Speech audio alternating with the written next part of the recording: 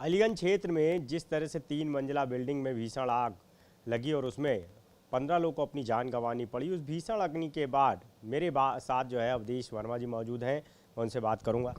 Sir, इस अग्निकांड को आप किस तरह देखते हैं और कहां पे आपको लगता है कि बिजली विभाग या बिजली विभाग के जो अधिकारी कर्मचारी हैं उनकी खामियां या लापरवाही सामने आती है? देखिए, निश्चित तौर पर ये बहुत गंभीर मामला, बहुत संवेदनशील है और पूरा प्रदेश हतप्रभ है।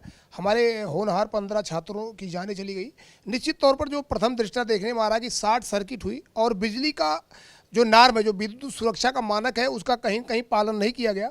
मैं एक चीज़ स्पष्ट कर देना चाहता हूँ कि कोई भी अगर मान लीजिए वो घरेलू कनेक्शन लिया, इसके बाद वाणिज्यिक में कन्वर्ट कर गया, तो उसको विद्युत सुरक्षा से एनओसी लेकर आना चाहिए था। विद्युत सुरक्षा के बिना एनओसी के उस कनेक्शन को कैसे एलएमबी 2 में किया गया? तो आज इन्हीं सब मामले को लेकर कि आने वाले समय में कहीं इस प्रकार की घटनाएं अब ना हो और ये अंतिम घटना हो, इसको लेकर आज हमने विद्युत नियामक आयोग में एक लोक महत्व प्रस्ताव दाखिल किया है कि बिजली कंपनियों पर ये सख्त कार्रवाई की जाए। एक तो वो बड़े पैमाने पर कोई भी उपभोक्ता अपने घर में अगर दुकान चला रहा है तो उसको उन्होंने वाणिज्यिक कर देते हैं बिलिंग राजस्व बटोरने के लिए, लेकिन वो विद्युत सुरक्षा के मानक को भूल जाते हैं।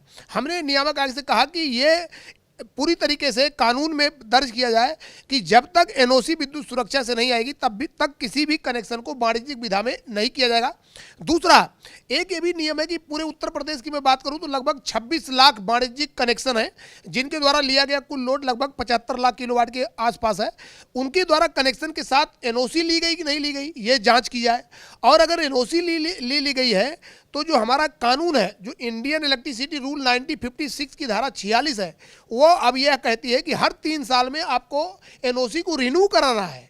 तो ये भी देखा जाना चाहिए कि रिन्यू हुआ कि नहीं हुआ, जिससे कि पता चलता रहे कि विद्युत सुरक्षा वहाँ पे कहीं कोई वायरिंग, जो भी पूरा इलेक्ट्रिकल सिस्टम वहाँ लगा हुआ है, वो सेफ्टी नॉर्म को फॉलो कर रहा है कि नहीं कर रहा है। तो इसको लेकर आज हमने नियामक आयोग में वो दाखिल किया कि सभी बिजली कंपनियों पर स्पष्ट निर्देश जारी किए जाए, जिससे कि आने वाले समय में विद्युत दुर्घटनाएं जो इस प्रकार की होती है, जो आगजनी हुई, जो शॉर्ट सर्किट घटनाएं होती है, उस पर विराम लग सके और वास्तव में एक मानक के तहत वाणिज्यिक संस्थान आगे काम करें।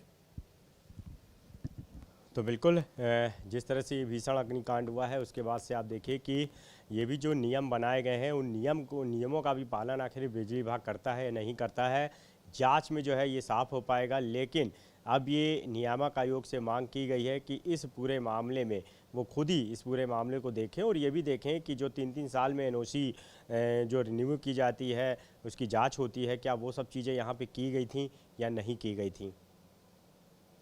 कैमरा सोमम साथ अनूप कुमार, भारत समाचार, लखनऊ।